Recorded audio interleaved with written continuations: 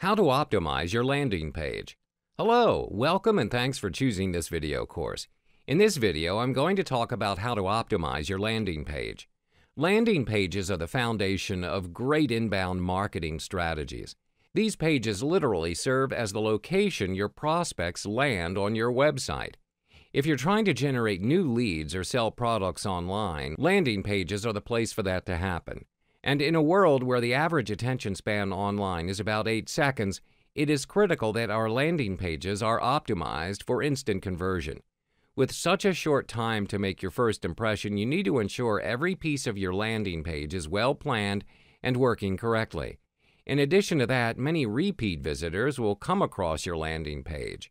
Optimizing your landing page will ensure these folks continuously see information they expect, helping them to become your brand advocates. So are you ready to start optimizing your landing pages? Well then, let's get started.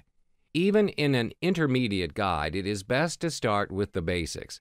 Let's begin with a quick review of some core concepts in landing page optimization.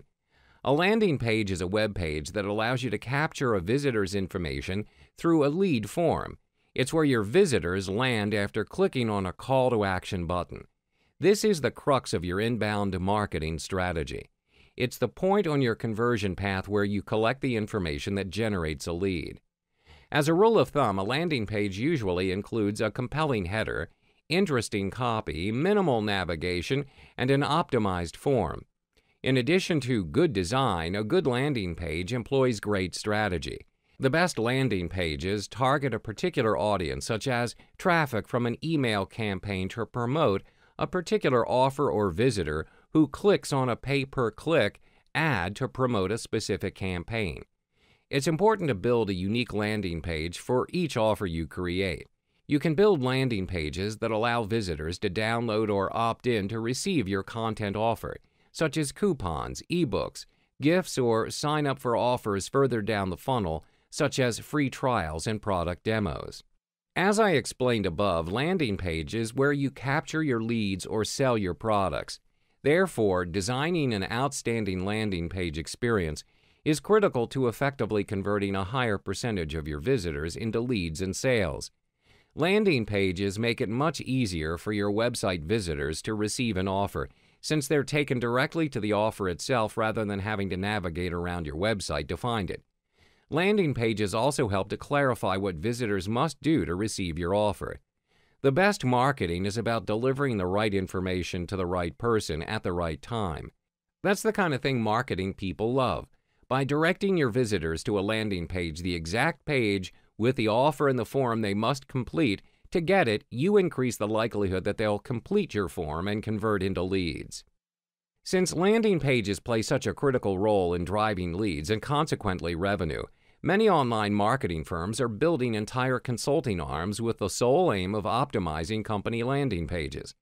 However, there's one thing you need to know. You need to know the type of your landing page that suits your website. Landing pages come in 3 main flavors. Main site. The landing page may be part of your main corporate website. Such pages have the same navigation and page layout as all of the other pages on your site. The specific landing page might be buried several layers deep within your site organization, or it might be your home page. Microsite. The landing page is part of a microsite specifically designed for a single audience or purpose. A microsite usually has one main call to action, and all of the information on the site funnels the visitor back to this desired conversion action. A microsite usually contains a few pages of supporting information that allow a visitor to make an educated decision about the topic in question and request further information or buy something. Such information includes a detailed description of your product or service, buying guides or wizards, downloadable white papers, comparison to similar products or services, case studies, testimonials, and other validation. Microsite can be branded as part of your main company or can have their own standalone brand. Standalone. Some web pages are specifically designed for a particular marketing campaign. Such pages usually have specific information related only to the offer or action that you would like your visitors to take. Usually, there's a clear single call to action. If the desired action isn't taken, standalone landing pages may employ an exit pop-up window with a secondary desired action or a repeat of the original call to action. The type of landing page that you deploy is largely dictated by your traffic source as well as the type of product or service that you're offering. Ideally, your traffic can be specifically directed to a particular page and tracked in significant detail. For example, a PPC campaign allows you to specify the exact landing page for each keyword. This information can be tracked through the conversion process and allows you to calculate the ROI at the keyword level. Such traffic should generally be directed at goal-oriented standalone landing pages. The advantage of a standalone landing page is that it is targeted. It does not overwhelm your visitor or distract them with irrelevant information. This usually results in the best bang for the buck and highest conversion rate. So now what parts of your site are mission critical? Mission critical activities on your sites can easily be identified. All you have to do is ask yourself the following question. Does the content create a meaningful transaction or deepen your relationship with the visitor? A meaningful transaction does not have to be your ultimate conversion goal. It can be a small incremental step that creates psychological momentum toward that goal. Deepening your relationship means that you've been given a higher level of trust by the visitor. Tangible evidence of this includes spending more time on important parts of your site. So does increased page views of key content. Of course, the most important indicators are the sharing of information by filling out forms, calling or chatting, downloading written materials or computer programs, signing up for free trials and promotions, or actually buying something. Besides, this will be an important question that you will need to ask yourself, which is, who is your target audience? Your business attracts a number of possible visitor classes to your site. These may include prospects, clients, current business partner, or investors. The usual practice is to provide a comprehensive view of your company and to give each of these visitor classes equal billing. The company is often portrayed along product lines or as client-facing functional departments. Your landing page should be modified to best serve the mission-critical visitor classes. Everyone may want real estate on the home page, but they do not necessarily deserve it in equal measure. Conversion actions are measurable events that move a visitor toward the mission-critical activities that you've identified. Examples of conversion actions along with their measurement and efficiency metrics follow. Advertising. This includes advertising online, such as banners, text ads, and sponsor links. Measuring advertising effectiveness usually involves tracking the number of times that an ad was seen or clicked on. Another measure is the average advertising revenue per page view for alternative ad page layouts. Education. Some websites have ultimate conversion steps that require a lot of upfront education. They provide resources and online guides to fully explain their products and services.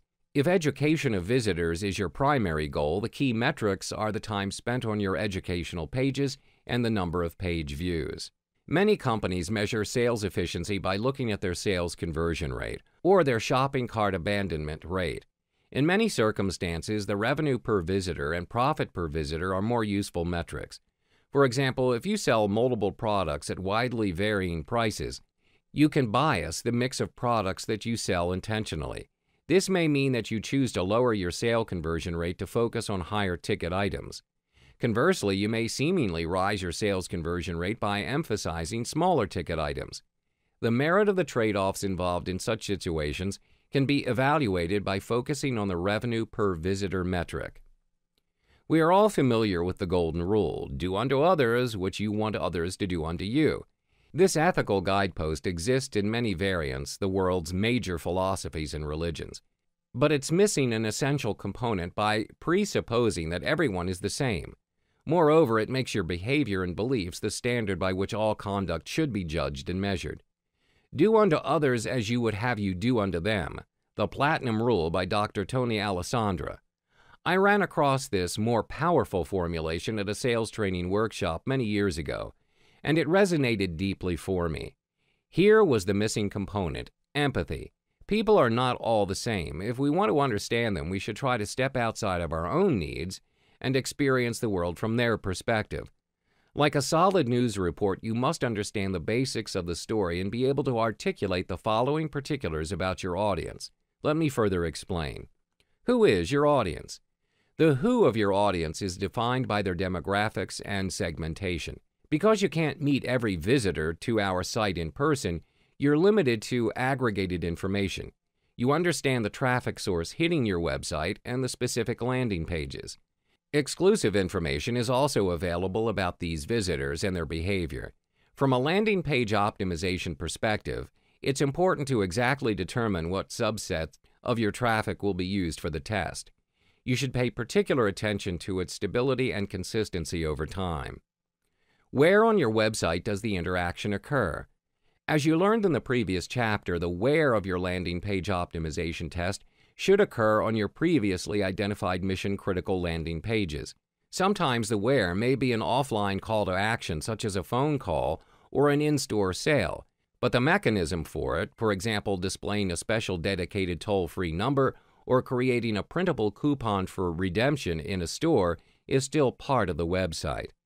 When do your visitors make their decision?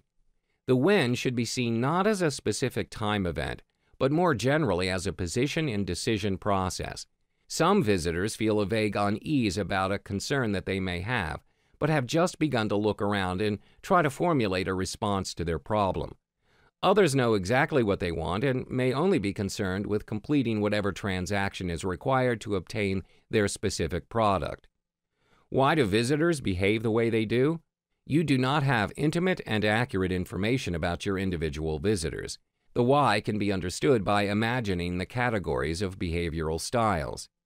What is the task that you are asking them to complete? The what is the specific task that your visitor is trying to complete on your website. How does your site operate in order for visitors to complete their tasks? The how is the actual design of your website or landing pages. It is the medium through which each task must be accomplished.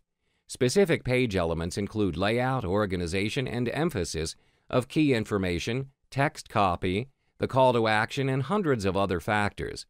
All of them combine to influence the effectiveness of your landing page. Information about your site visitors comes in two main flavors, objective and subjective. Because almost everything on the internet can be logged or recorded, it provides a wealth of objective information. The goal of the effective online marketer is to determine which specific metrics are good predictors of success and to monitor them properly to focus your program in the right direction. As with all numeric information, you should treat demographics with proper respect and be aware of the following issues. Data gathering methods and limitations. Depending on the exact technology used, software packages will track the activities of your visitors differently and come up with different numbers for the same metrics. Be aware of the limitations of the software that you choose. Gathering enough data. Many online marketers do not wait to gather enough data before making decisions. Just because 1 out of the first 4 visitors to your website bought from you, it does not mean that you have a 25% conversion rate to sale. Wait to gather enough data to statistically validate those answers.